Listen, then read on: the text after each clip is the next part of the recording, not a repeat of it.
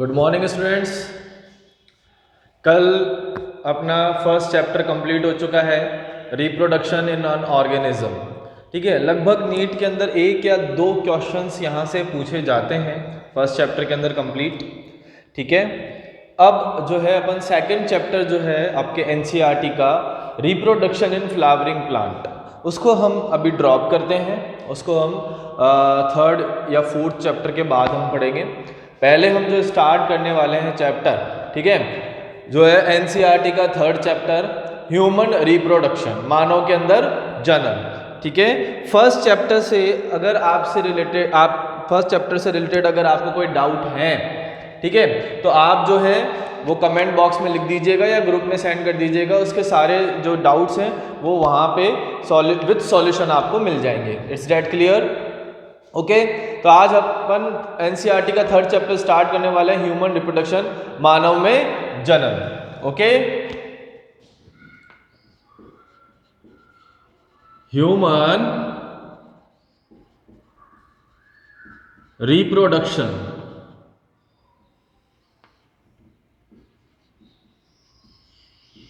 मानव में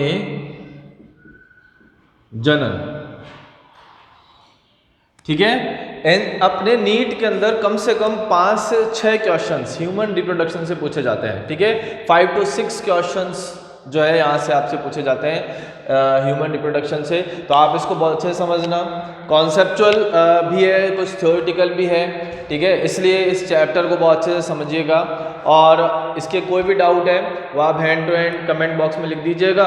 हम आपको अगले सेशन के अंदर, अगली क्लास के अंदर उसको क्लियर कर देंगे। It's that clear? Okay, start करते हैं ह्यूमन रिप्रोडक्शन। ओके, तो अगर अपन बात करें ह्यूमंस की, है ना, तो ह्यूमन में कौन सा रिप्रोडक्शन प्रेजेंट होता है? ह्यूमन में होता है लैंगिक जनन। कौन सा जनन होता है?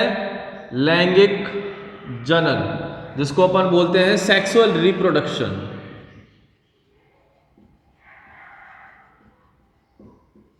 ठीक है, लैंगिक जनन होता है सेक्सुअल रिप्रोडक्शन। और बात करें अगर ह्यूमन की, तो ह्यूमन कैसा ऑर्गेनिज्म है? यूनिसेक्सुअल ऑर्गेनिज्म है। यूनिसेक्सुअल यानी एक लिंगी जीव है। ठीक है, ह्यूमन कैसा है? एक लिंगी है, यानी इसके नर और मादा दोनों क्या होते हैं? अलग अलग होते हैं। ठीक है, अब मेल,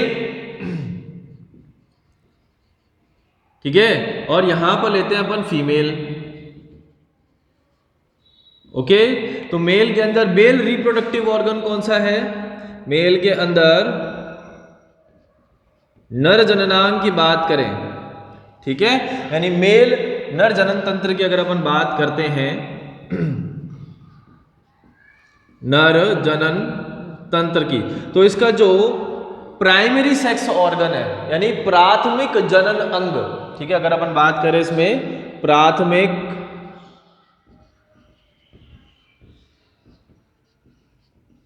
जनन अंग की, तो प्राथमिक जनन अंग कौन सा है? वृषण, टेस्टिस। ठीक है, और फीमेल में मादा जनन तंत्र, और मादा जनन तंत्र में जो प्राथमिक जनन अंग है, ठीक है, वो है अंडाशय, जिसको अपन बोलते हैं ओवेरी। ठीक है, अब जो वृषण है, वृषण में क्या बनते हैं? शुक्राणु, यानी नर युग्मक। वृषण में क्या बनेंगे? शुक्राणु। और युग्मक हमेशा कैसे होते हैं? हैप्लॉइड इन नेचर, अगुणित होते हैं। और अंडाशय के अंदर क्या बनेंगे? अंडा। ठीक है, ये भी कैसा होगा? हैप्लॉइड इन नेचर होगा। ओके, और इनके अंदर होगा निषेचन। और ह्यूमन में कौन सा निषेचन पाया जाता है? इंटरनल फर्टिलाइजेशन, आंतरिक निषेचन। कौन सा निषेचन होगा? आंतरिक निषेचन, ठीक है। और आंतरिक निषेचन के फलस्वरूप किसका निर्माण होगा? आंतरिक निषेचन के फलस्वरूप निर्माण होगा युग्मनज का, जाइगोट का, जो कैसा होगा? Diploid in nature. जाइगोट की अगर अपन बात करें तो जाइगोट कैसा स्ट्रक्चर होता है? यूनिसेलुलर स्ट्रक्चर होता है, एक कोशिकीय संरचना होती है, या आप बोल सकते हो ये एक कोशिकीय होता है, ठीक है। युग्मनज के अंदर होता है क्लीवेज यानी विदलन। युग्मनज में क्या होगा? विदलन होगा, जिससे बनेगा ब्लास्टोसिस्ट, ठीक है। इसके अंदर क्या होगी? विदलन की प्रक्रिया होगी, और विदलन की प्रक्रिया के फलस्वरूप क्या बनता है? ब्लास्टोसिस्ट, ठीक है। और यही ब्लास्टोसिस्ट मादा के गर्भाशय में अंतरोपित हो जाता है। यही ब्लास्टोसिस्ट क्या हो जाएगा? गर्भाशय में अंतरोपित, ठीक है। गर्भाशय में क्या हो जाएगा? अंतरोपित हो जाएगा, इम्प्लांटेशन हो जाएगा उसका, ठीक है। इससे बनेगा एम्ब्रियो, और एम्ब्रियो से बनेगा फीटस, ठीक है। आफ्टर 9 मंथ जो गजेशन पीरियड होता है, ठीक है, कितने महीने का होता है? ह्यूमन में 9 महीने का होता है। 9 महीने के बाद क्या हो जाएगा? बेबी का बर्थ हो जाएगा,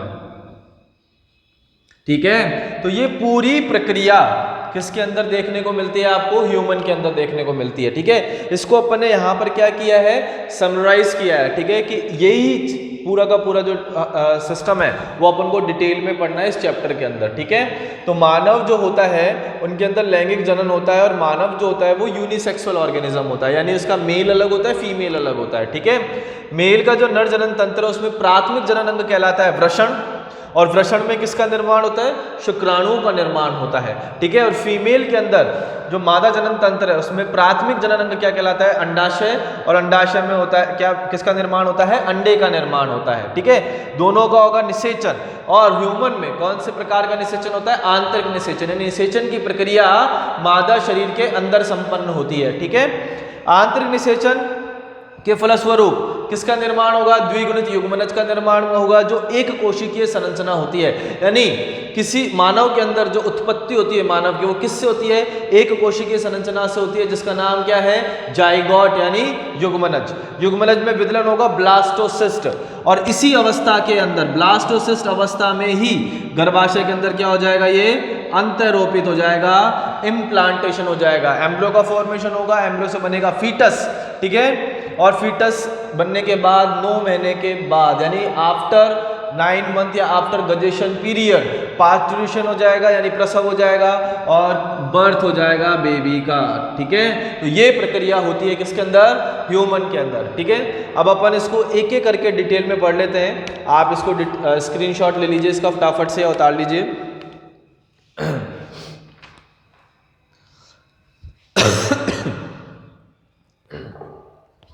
ओके,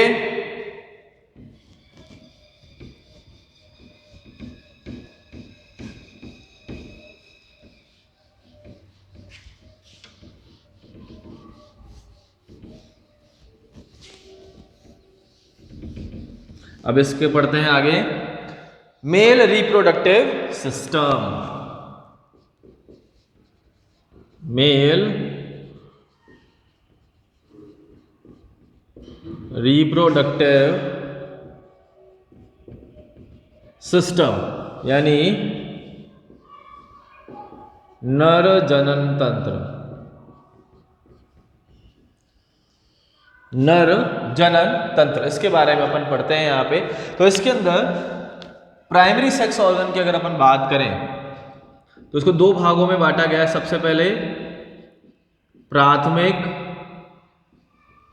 जनन अंग, ठीक है। तो प्राथमिक जनन अंग कौन सा है? टेस्टिस,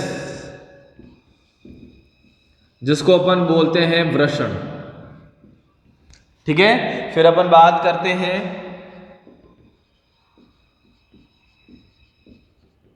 द्वितीयक जनन अंग की। तो द्वितीयक जनन अंग में पहला आता है अधिवृषण,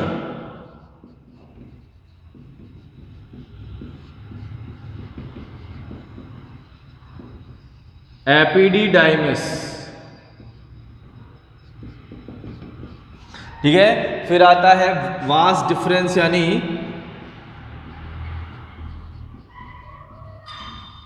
शुक्रवाहिनी,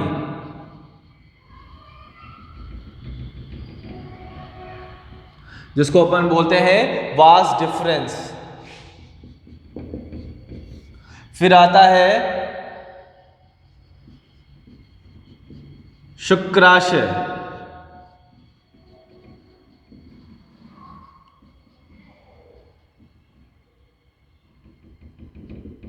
सेमिनल वेसिकल, ठीक है। फिर आती है सहायक ग्रंथियां, और फिर आता है शिशन, कॉपुलेटरी ऑर्गन, पेनिस, ठीक है। तो प्राथमिक जनन अंग में कौन सा है? टेस्टिस। द्वितीयक जनन अंग में अधिवृषण, शुक्रवाहिनी, शुक्राशय, सहायक ग्रंथियां और शिशन, ये सारे के सारे आते हैं द्वितीयक जनन अंग में, ठीक है। अब अपन इसको डिटेल में पढ़ते हैं। सबसे पहले हम एक डायग्राम बनाएंगे किसका? नर जनन तंत्र का, ठीक है। और एक एक को लेबल करेंगे और उनके क्या क्या फंक्शंस होते हैं उनको भी हम देखेंगे, ठीक है। ओके, तो मैं इसे मिटा रहा हूं अभी।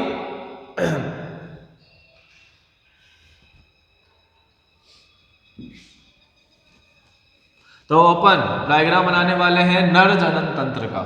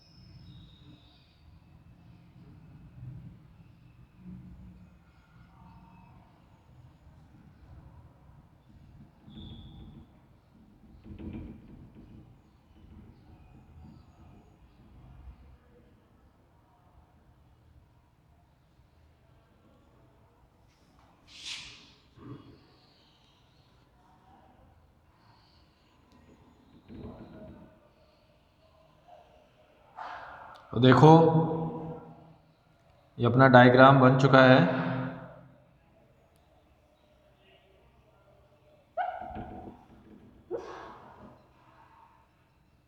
थोड़ा डायग्राम में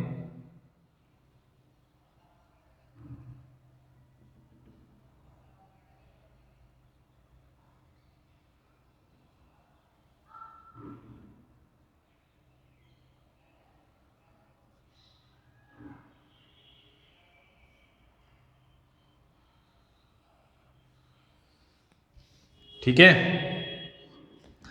ठीक है, ये डायग्राम है नर जनन तंत्र का।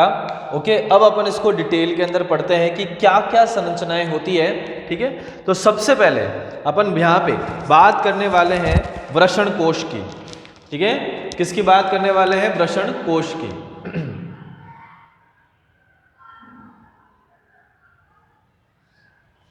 ठीक है, तो ये देखिए, ये जो आपको संरचना दिखाई दे रही है बाहर, ये वाली जो संरचना आपको दिखाई दे रही है, ठीक है, ये क्या है? वृषण कोश। ठीक है, ये क्या होती है? वृषण कोश। इसको इंग्लिश में बोलते हैं अपन स्क्रोटम। इसको इंग्लिश के अंदर क्या बोलेंगे? स्क्रोटम बोलेंगे। ये स्क्रोटम जो है एक थैले समान संरचना होती है। ठीक है, स्क्रोटम क्या होता है?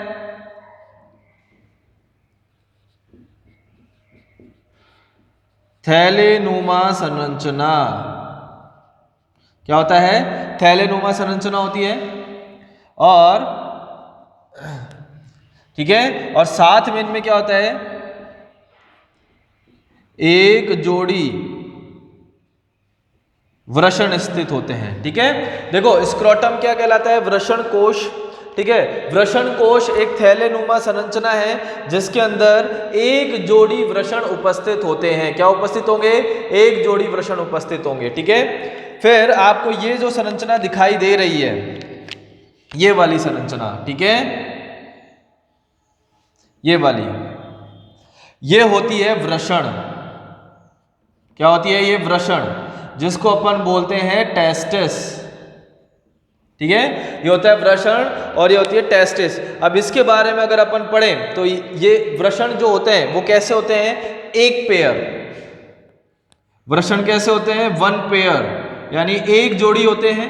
वृषण क्या होते हैं? एक जोड़ी होते हैं। वृषण के अंदर शुक्राणु जनन की प्रक्रिया होती है। किसकी प्रक्रिया होती है? शुक्राणु जनन की प्रक्रिया होती है। शुक्राणु जनन का मतलब क्या हो गया कि शुक्राणुओं के निर्माण करने की प्रक्रिया क्या कहलाती है? शुक्राणु जनन कहलाती है। साथ में इनके अंदर एक हार्मोन रिलीज होता है और उस हार्मोन का नाम क्या है? टेस्टोस्टेरोन। Testosterone hormone. ठीक है, वो हार्मोन कौन सा है? टेस्टोस्टेरोन हार्मोन है। और वृषण को अपन प्राइमरी सेक्स ऑर्गन भी कहते हैं, यानी प्राथमिक जनन अंग। ठीक है, तो वृषण किस में उपस्थित होते हैं? वृषण कोश में उपस्थित होते हैं। वृषण कोश एक थैलेनुमा संरचना है, ठीक है, जिसमें एक जोड़ी वृषण उपस्थित होते हैं। वृषण की बात करें तो वृषण जो है प्राथमिक जनन अंग कहलाते हैं, एक जोड़ी होते हैं। इनमें शुक्राणु जनन की प्रक्रिया संपन्न होती है तथा एक हार्मोन रिलीज होता है जिसका नाम क्या होता है? टेस्टोस्टेरोन। ठीक है, फिर अपन इस संरचना की बात करते हैं, ये वाली संरचना। ये संरचना कहलाती है अधिवृषण।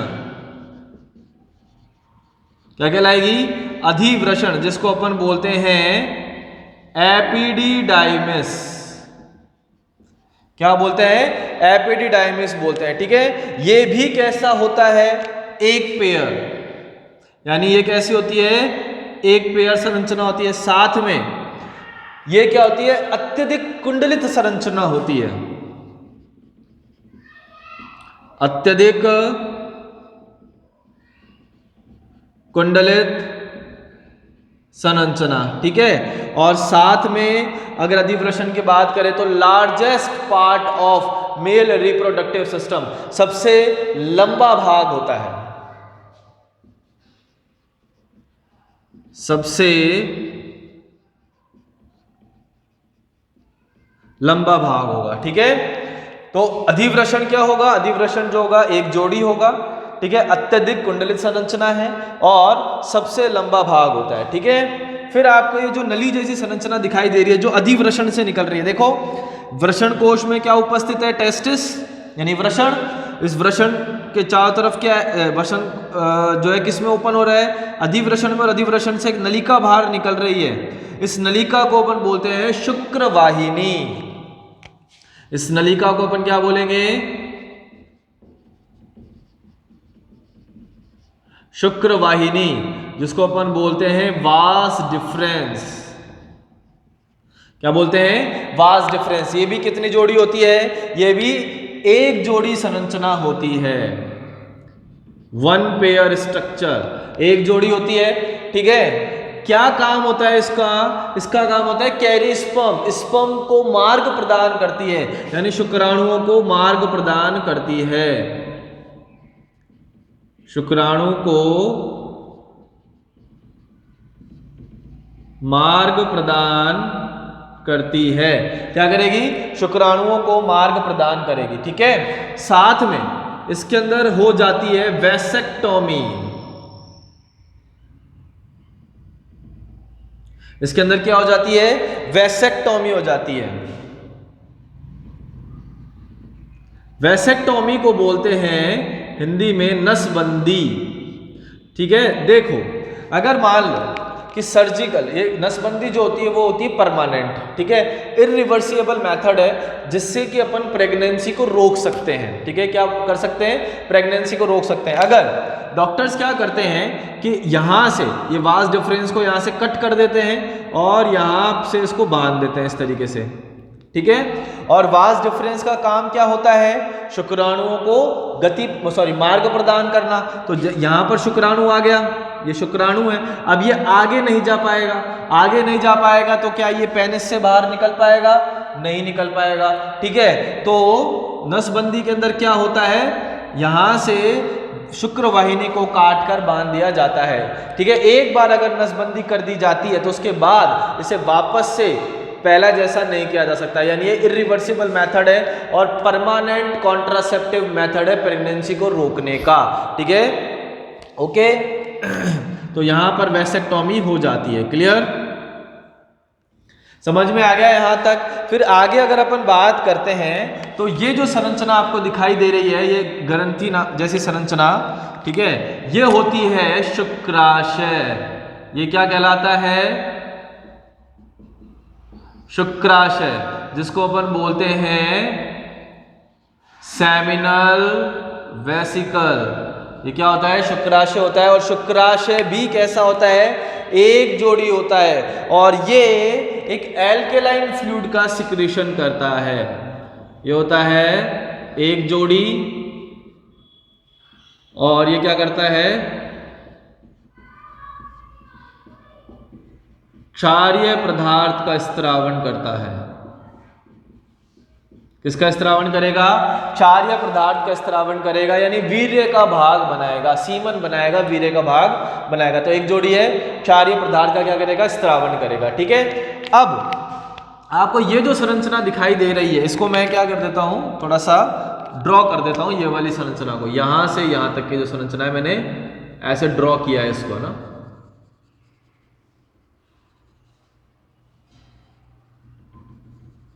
ठीक है। तो देखो इसके अंदर क्या हो रहा है, इसके अंदर ये शुक्रवाहिनी भी आकर खुल रही है, ये शुक्रवाहिनी भी इसके अंदर खुल रही है, ओके। और ये शुक्राशय भी इसमें आके खुल रहा है, खुल रहा है नहीं खुल रहा है, शुक्रवाहिनी भी खुल रही है और शुक्राशय भी खुल रहा है, यानी कॉमन पाथ हो गया आगे जाके, है ना, क्या हो गया, कॉमन पाथ हो गया। तो इस कॉमन पाथ को अपन बोलते हैं स्खलन वाहिनी। ये क्या होती है, स्खलन वाहिनी, जिसको अपन बोलते हैं इजैकुलेटरी डक्ट। क्या होता है, ये इजैकुलेटरी डक्ट होता है। और इसके अंदर क्या क्या होता है, इसके अंदर होता है स्पर्म यानी शुक्राणु, इसके अंदर क्या क्या होते हैं, शुक्राणु होते हैं, और शुक्राशय का स्त्रावण, सिक्रीशन ऑफ सेमिनल वेसिकल,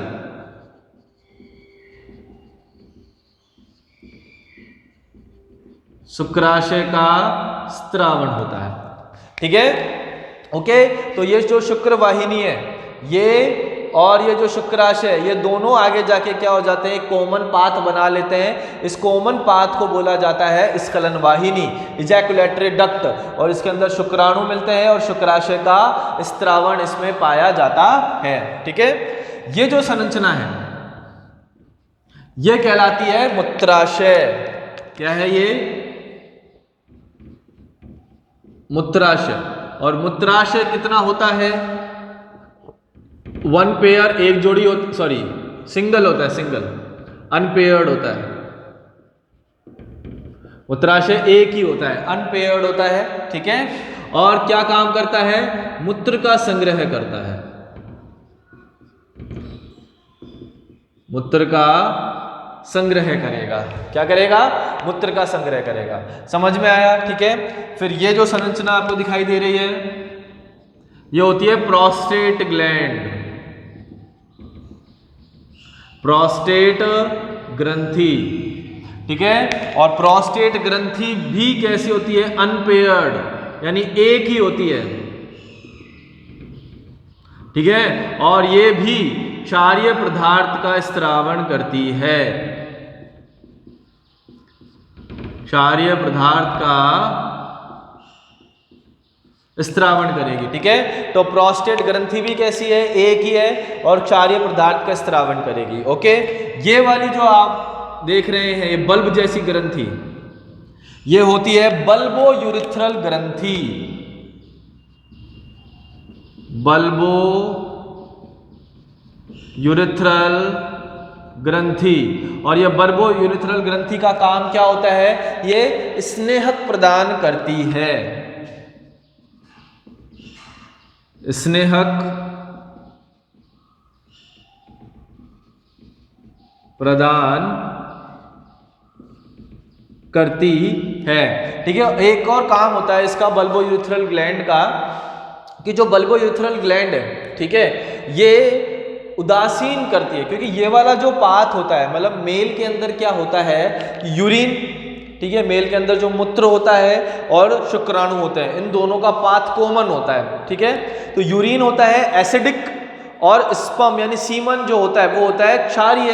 ठीक है, तो उस एसिडिक मीडिया के अंदर स्पर्म जो है नष्ट हो सकते हैं। तो ये बल्बो यूरिथ्रल ग्रंथि क्या करती है? एक पदार्थ का स्त्रावण करती है जो इस मूत्र मार्ग को क्या करता है? उदासीन करता है, ताकि जो वीर्य है वो बिना किसी नुकसान के जो है शरीर से बाहर निकल जाए, यानी शुक्राणु जो है डिस्ट्रॉय ना हो। तो बल्बो यूरिथ्रल ग्रंथि का वो काम भी होता है और स्नेहकता प्रदान करता है ताकि इजीली जो सीमन है यानी वीर्य है वो शरीर के बाहर निकल जाए। ठीक है, अब अपन बात करते हैं आगे की संरचना की।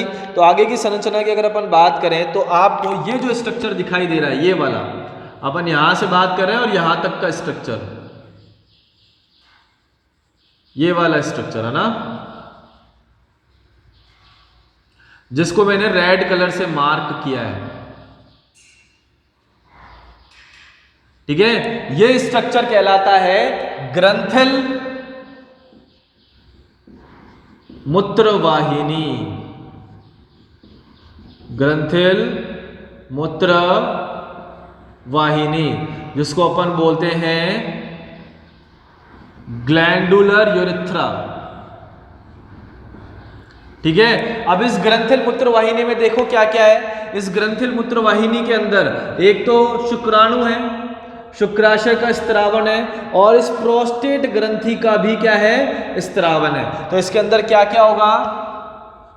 इसके अंदर होगा शुक्राणु, ठीक है, और क्या होगा? शुक्राशय का स्त्रावण, ठीक है, और साथ में क्या होगा? प्रोस्टेट ग्रंथि का स्त्रावण। ये तीन चीजें होगी किसके अंदर? ग्रंथिल मूत्रवाहिनी के अंदर। ठीक है, क्या क्या होगा? शुक्राणु उपस्थित होंगे, शुक्राशय का स्त्रावण होगा और प्रोस्टेट ग्रंथि का स्त्रावण होगा। फिर ये वाली जो संरचना है, ये वाली, जिसके अंदर बल्बो यूरिथ्रल ग्लैंड भी इंक्लूड हो गई है, ठीक है, ये जो संरचना है ये कहलाती है मेम्ब्रेनस यूरेथ्रा। क्या बोलेंगे इसको? Membranes urethra.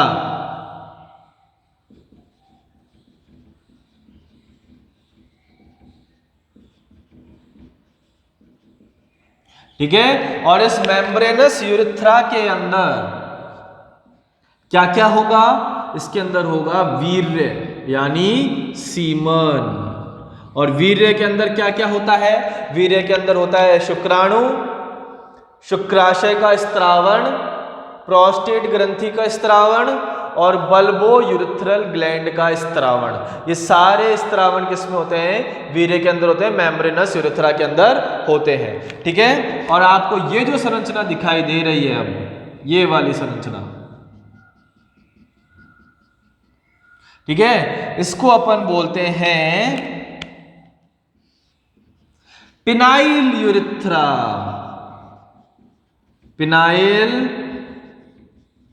मूत्र वाहिनी, इसको अपन क्या बोलेंगे? पिनाइल मूत्र वाहिनी कहेंगे। और इसके अंदर पाए जाते हैं उत्थापन मसल्स पाई जाती है, इरेक्टाइल मसल्स इसके अंदर आपको देखने को मिलेगी। और इसके अंदर दो मसल्स होती है, कॉर्पोरा कैवर्नोसा और कॉर्पस स्पॉन्जियोसम। ठीक है, इसके अंदर आप क्या क्या होता है पिनाइल यूरेथ्रा में? पिनाइल यूरेथ्रा के अंदर होते हैं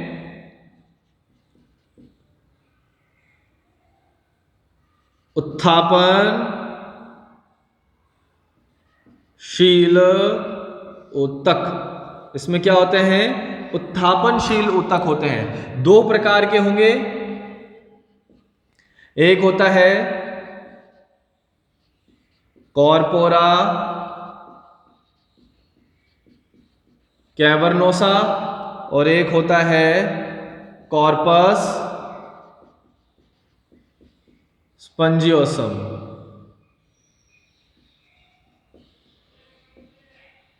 ठीक है, एक तो क्या होता है कॉर्पोरा कैवर्नोसा और एक होता है कॉर्पोरा स्पॉन्जियोसम। ठीक है, ये होते हैं इरेक्टाइल टिश्यू, ये वाले यहां पर प्रेजेंट होते हैं।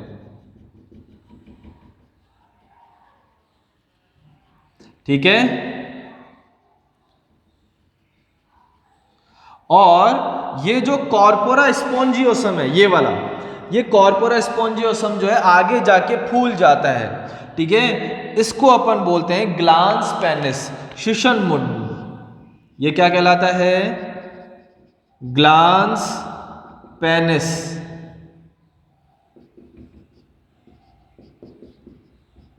शिशन मुंड। और ये किसकी वजह से होता है? कॉर्पस स्पॉन्जियोसम के फूल जाने से। ठीक है, ये आपको ओपनिंग दिखाई दे रही है। ठीक है, ये वाली ओपनिंग, इस ओपनिंग को बोलते हैं मिएटस। क्या बोलते हैं इस ओपनिंग को? मिएटस। क्या बोलेंगे? मिएटस। ठीक है, और ये होता है पेनिस, शिशन। तो इस तरीके से आपका नर जनन तंत्र पूरा होता है। ठीक है, क्या पूरा हो रहा है? नर जनन तंत्र। ठीक है, तो ये देख लीजिए, सबसे पहले अपन बात कर रहे हैं वृषण कोश की। तो वृषण कोश थैलेनुमा संरचना है जिसमें एक जोड़ी वृषण पाए जाते हैं। वृषण कि अगर अपन बात करते हैं तो वृषण कैसा होता है? प्राथमिक जनन होता है, एक जोड़ी होता है, शुक्राणु जनन की क्रिया उसमें संपन्न होती है और टेस्टोस्टेरोन हार्मोन का स्त्रावण करता है। ठीक है, टेस्टिस जो है कहाँ पे ओपन होता है? अधिवृषण में ओपन होता है। अधिवृषण भी एक जोड़ी संरचना है, अत्यधिक कुंडली संरचना और सबसे लंबा भाग होता है नरजनन तंत्र का। अधिवृषण कहाँ खुलता है? शुक्रवाहिनी में। शुक्रवाहिनी भी एक जोड़ी होती है, शुक्राणु को मार्ग प्रदान करती है और इसके अंदर नसबंदी की जा सकती है ताकि प्रेगनेंसी को रोका जा सके। उसको क्या कहते हैं अपन? वैसेक्टोमी कहते हैं। फिर बात करें ये कहाँ खुलती है? शुक्राशय। शुक्राशय एक जोड़ी होते हैं, क्षारीय पदार्थ का स्त्रावण करते हैं। दोनों जाके शुक्राशय और शुक्रवाहिनी आगे जाके कॉमन हो जाते हैं, जिसको बोलते हैं स्खलन वाहिनी। स्खलन वाहिनी के अंदर शुक्राणु और शुक्राशय का स्त्रावण पाया जाता है, ठीक है। फिर ये आगे जाके ये जो गोल जैसी संरचना दिखाई दे रही है, दैट इज कॉल्ड प्रोस्टेट ग्रंथि, जो एक होती है यानी अनपेयर्ड होती है, क्षार्य पदार्थ का स्त्रावण करेगी, इसको बोलेंगे अपन मूत्राशय।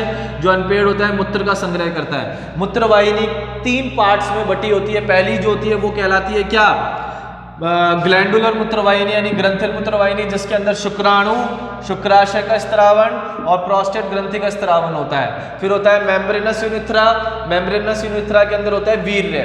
और एक होता है पिनाइल यूरिथ्रा। पिनाइल यूरिथ्रा के अंदर उत्थापनशील ऊतक मिलते हैं, कॉर्पोरा कैवर्नोसा और कॉर्पोरा स्पॉन्जियोसम। कॉर्पोरा स्पॉन्जियोसम आगे से फूल जाता है और क्या बनाता है, शिशन कुंड बनाता है, ग्लांस पेनिस बनाता है, ठीक है। और शिशन की जो ओपनिंग है उसको अपन क्या बोलते हैं, मिएटस कहते हैं। इट्स दैट क्लियर बच्चों। तो इस तरीके से ये आपका नर जनन तंत्र पूरा होता है, ठीक है। ये डायग्राम आप बना लीजिए, इसका स्क्रीनशॉट ले लीजिए, फिर इसके आगे अपन पढ़ते हैं।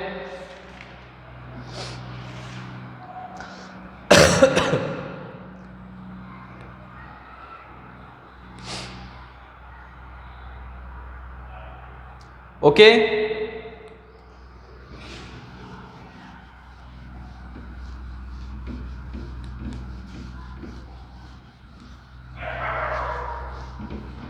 अब अपन एक एक चीज को डिटेल में पढ़ते हैं। यहाँ पे आपके नीट का कंप्लीट सिलेबस यहाँ पर हो रहा है, तो इसको बहुत अच्छे से पढ़ना और यहाँ से बहुत अच्छे अच्छे क्वेश्चंस पुटअप होते हैं।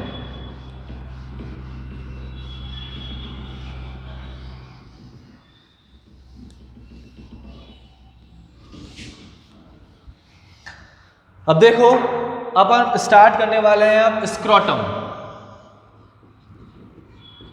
स्क्रोटम को अपन बोलते हैं वृषण कोश। स्क्रोटम को अपन क्या बोलेंगे, वृषण कोश कहते हैं, ठीक है। अब देखो यहां पर क्या होता है, देखो एक डायग्राम अपन यहां पर बनाते हैं छोटा सा, इस तरीके से, ओके। तो ये जो आपको गोल जैसी संरचना दिखाई दे रही है, ये कहलाती है वृषण कोश। क्या कहलाती है ये, वृषण कोश। स्क्रोटम कहलाती है, ठीक है। और ऊपर वाली जो संरचना है ये है उदर गुहा, जिसको अपन बोलते हैं एब्डोमिनल कैविटी, ठीक है। ये क्या है, उदर गुहा, ओके। अगर अपन भ्रूणीय अवस्था की बात करते हैं तो भ्रूणीय अवस्था के अंदर जो वृषण होते हैं वो कहां पर स्थित होते हैं, उदर गुहा में स्थित होते हैं, ठीक है। ये एब्डोमिनल टेस्टिस है, ठीक है। कैसे टेस्टिस है ये, एब्डोमिनल टेस्टिस है, ये उदर गुहा में स्थित होते हैं, क्लियर। और उदर गुहा को और वृषण कोश के बीच में एक कैनाल पाई जाती है, एक नलिका पाई जाती है। इस नलिका को अपन बोलते हैं इंग्विनल कैनाल। इस नलिका का नाम क्या है, इंग्विनल कैनाल। क्या बोलते हैं इसको, इंग्विनल कैनाल,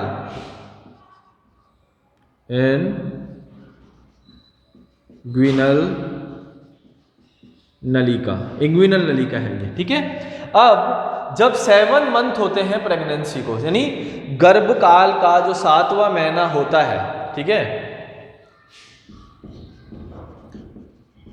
गर्भकाल के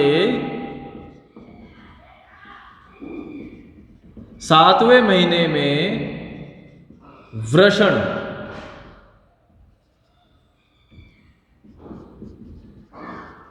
इंग्विनल कैनाल से, इंग्विनल कैनाल के द्वारा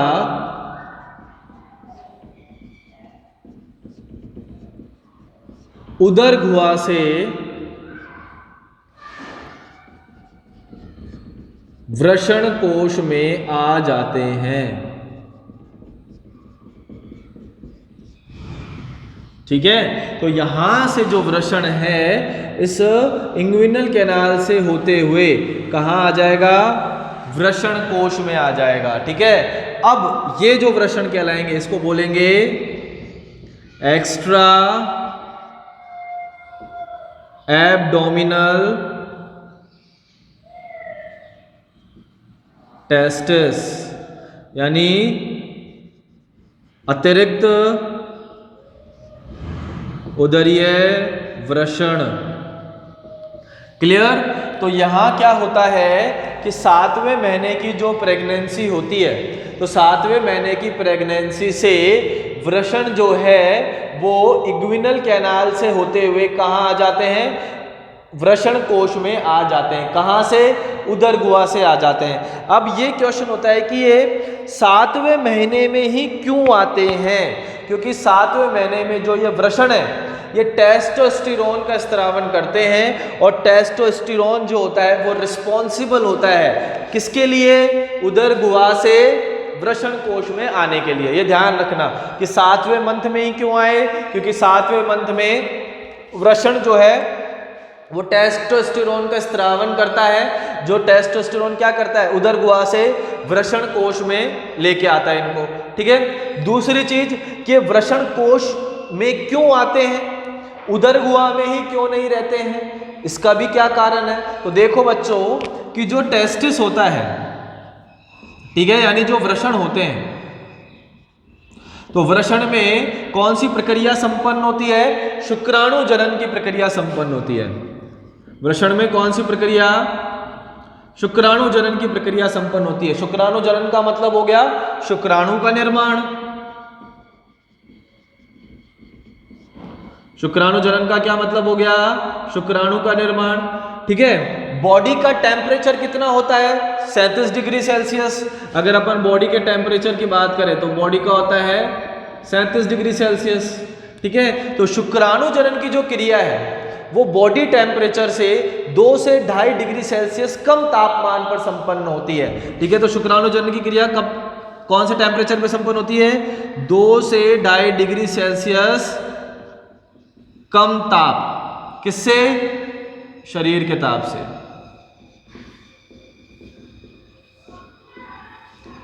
ठीक है। यानी आप बोल सकते हो 34-35 डिग्री सेल्सियस टेम्परेचर चाहिए होता है किसको? शुक्राणु जनन के लिए। ठीक है। तो बॉडी के ताप से, यानी शरीर के ताप से 2 से 2.5 डिग्री सेल्सियस कम ताप होता है। कहां पर? वृषण कोश में। इसलिए उदर गुहा से वृषण कहां पर आ जाएंगे? वृषण कोश में आ जाएंगे। कहां पर आ जाएंगे? वृषण कोश में आ जाएंगे। ठीक है। अब इस वृषण कोश को, सॉरी, इस वृषण कोश में इन वृषणों को पोषण कौन प्रदान करेगा? तो यहां से एक रज्जु जुड़ी हुई होती है जो एब्डोमिनल कैविटी में जाती है। इसको अपन बोलते हैं स्पर्मेटिक कोड, स्पर्मेटिक रज्जु। और ये स्पर्मेटिक रज्जु क्या करती है? इस स्पर्मेटिक रज्जु के अंदर होते हैं आपके रक्त वाहिनियां प्लस लसिका वाहिनियां। ठीक है। और ये क्या करते हैं? पोषण प्रदान करते हैं। ठीक है। तो इस टेस्टिस को पोषण कौन प्रदान करेगा? स्पर्मेटिक कॉर्ड, स्पर्मेटिक रज्जु। क्योंकि स्पर्मेटिक रज्जु में क्या उपस्थित होती है? रक्त वाहिनियां, लसिका वाहिनियां। ये क्या करते हैं? पोषण प्रदान करती है वृषण को। समझ में आ गया? तो 7वें महीने की प्रेगनेंसी के अंदर उदर गुहा से वृषण कोश में आ जाते हैं। किसके द्वारा? इंग्विनल कैनाल के द्वारा। तो अगर आपसे पूछा जाए कि इंग्विनल कैनाल का काम क्या होता है, तो आप बताओगे कि इसके द्वारा उदर गुहा से वृषण कोश में आ जाते हैं। क्यों आ जाते हैं? क्योंकि वृषण के अंदर होता है शुक्राणु जनन, शुक्राणुओं का निर्माण, और शुक्राणुओं का निर्माण शरीर के ताप से 2 से 2.5 डिग्री सेल्सियस कम ताप पर होता है। इसलिए इनको वृषण कोश में लाया जाता है। यहां तक आ गया समझ में? कोई दिक्कत? अब कुछ टर्मिनोलॉजी है वो अपन पढ़ लेते हैं इसके बारे में, और इसको फिर अपन डिटेल में पढ़ेंगे कल। ठीक है। इस डायग्राम को बनाओ फटाफट से।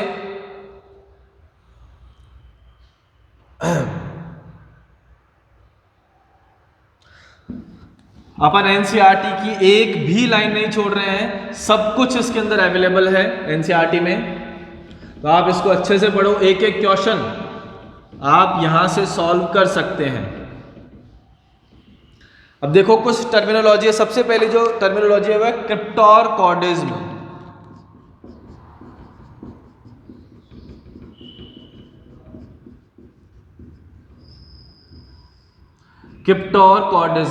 क्रिप्टोरकॉर्डिज्म का मतलब क्या होता है? जब वृषण उदर गुहा से वृषण कोश में नहीं आते हैं, ठीक है, जब वृषण उदर गुहा से वृषण कोश में नहीं आते हैं तो ये क्या कहलाता है? क्रिप्टोरकॉर्डिज्म कहलाता है। जब वृषण उदर गुहा से वृषण कोश में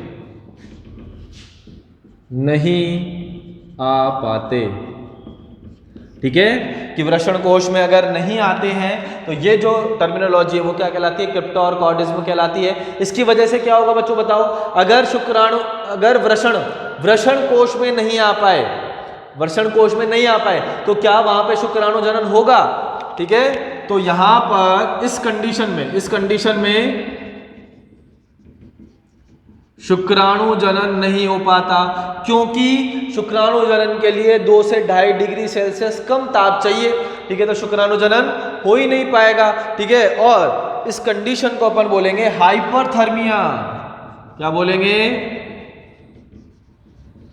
हाइपरथर्मिया, क्योंकि टेम्परेचर उदर गुहा में तो ज्यादा है और शुक्राणु जनन के लिए 2 से 2.5 डिग्री सेल्सियस कम चाहिए, तो ये कंडीशन हो जाएगी हाइपरथर्मिया। और इस हाइपरथर्मिया कंडीशन में शुक्राणु जनन की प्रक्रिया संपन्न नहीं हो पाएगी, ठीक है। दूसरी टर्मिनोलॉजी जो होती है वो होती है ऑर्किडेक्टोमी।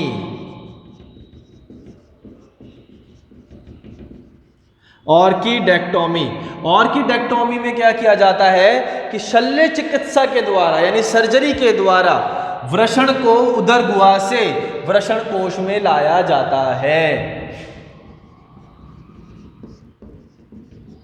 शल्य क्रिया द्वारा वृषणों को उदर गुहा से बाहर निकालना, ठीक है, कि यहां पर ऑर्किडेक्टोमी के अंदर क्या होता है कि शल्य क्रिया द्वारा वृषणों को उदर गुहा से क्या करेंगे? बाहर निकालेंगे, क्योंकि वो वृषण उदर गुहा से वृषण कोश में नहीं आ पाते, तो शल्य चिकित्सा द्वारा इसको बाहर निकाला जाता है, ठीक है। एक टर्मिनोलॉजी आती है कैस्ट्रेशन, ठीक है। कैस्ट्रेशन के अंदर क्या करते हैं कि नर के जो वृषण होते हैं उनको कुचलकर नष्ट कर दिया जाता है, ठीक है। ऐसा क्यों किया जाता है? क्योंकि टेस्टोस्टेरोन हार्मोन का स्तर इससे क्या हो जाता है? गिर जाता है, क्योंकि वृषण किसका स्त्रावन करते हैं? टेस्टोस्टेरोन हार्मोन का स्त्रावन करते हैं। तो जैसे ही वृषणों को कुचल दिया जाता है, नष्ट कर दिया जाता है, तो टेस्टोस्टेरोन का स्तर गिर जाएगा, जिससे जानवर जो है वो अधिक आज्ञाकारी हो जाएंगे और शांत हो जाएंगे। तो बैलों में ऐसा किया जाता है ताकि वो खेतों को, मतलब खेतों के अंदर आसानी से काम में लिए जा सके, ठीक है। तो इसमें क्या होता है? नर वृषणों को कुचलकर नष्ट करना, जिससे जानवर अत्यधिक आज्ञाकारी व शांत हो जाता है, ठीक है। तो यहां पर क्या करते हैं? कैस्ट्रेशन की प्रक्रिया में नर वृषणों को कुचल दिया जाता है, जिससे जानवर अत्यधिक आज्ञाकारी व शांत हो जाता है, ठीक है। तो 3 टर्मिनोलॉजी है क्रिप्टोरकॉर्डिज्म कि जब वृषण उदर गुहा से वृषण कोश में नहीं आ पाते, ऑर्किडेक्टोमी शल्य क्रिया द्वारा वृषणों को उदर गुहा से बाहर निकाला जाता है, कैस्ट्रेशन नर वृषणों को कुचलकर नष्ट किया जाता है ताकि आज्ञाकारी और शांत हो जाए, ठीक है। अब देखो कुछ और की पॉइंट्स पढ़ते हैं यहां पर, और की पॉइंट्स क्या है? कुछ एनिमल्स ऐसे होते हैं क्या कि कुछ एनिमल्स ऐसे होते हैं जिनमें वृषण जिनके अंदर जो वृषण है वो वृषण कोश में तब आते हैं जब प्रजनन काल होता है, ठीक है। कुछ जंतुओं में वृषण प्रजनन काल के दौरान ही वृषण कोश में आते हैं। ठीक है, प्रजनन काल के दौरान ही वृषण कोश में आएंगे, अदरवाइज नहीं, अन्यथा वो कहाँ रहेंगे, उदर गुहा के अंदर ही रहेंगे। इसके एग्जाम्पल आपके कायरोप्टेरा और ओडेंटिया। ठीक है, इसके एग्जाम्पल आप लिख सकते हो चमगादड़ और गिलहरी। इनके अंदर वृषण कब आते हैं, जब प्रजनन काल होता है, तभी वृषण कोश में आएंगे, अन्यथा कहाँ रहेंगे, ये उदर गुहा में रहेंगे। ठीक है, कुछ एनिमल्स ऐसे हैं, कुछ जंतुओं में वृषण स्थायी रूप से उदर गुहा में ही रहते हैं। ठीक है, कुछ वृषण ऐसे होते हैं जो कभी भी वृषण कोश में नहीं आते, उनको रिक्वायरमेंट ही नहीं रहती है, वो कहाँ रहते हैं, हमेशा उदर गुहा में ही रहते हैं। और इसका एग्जाम्पल क्या है, इसका एग्जाम्पल है एलिफेंट, हाथी। ठीक है, कुछ एक्वेटिक एनिमल है, कुछ जलीय प्राणी है। ओके, और पेंगोलियन,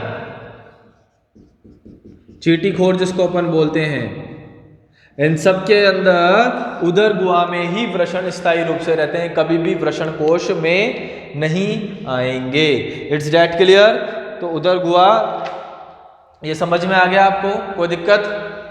ठीक है, इसके बाद हम नेक्स्ट जो टॉपिक है वो टेस्टिस पढ़ने वाले हैं, वो अपन पढ़ेंगे कल के चैप्टर में। इससे रिलेटेड आपको कोई भी प्रॉब्लम है तो आप कमेंट बॉक्स के अंदर लिख दीजिएगा, आपके डाउट अगले सेशन में कंप्लीट कर दिए जाएंगे। ठीक है, thank you so much. Okay, bye.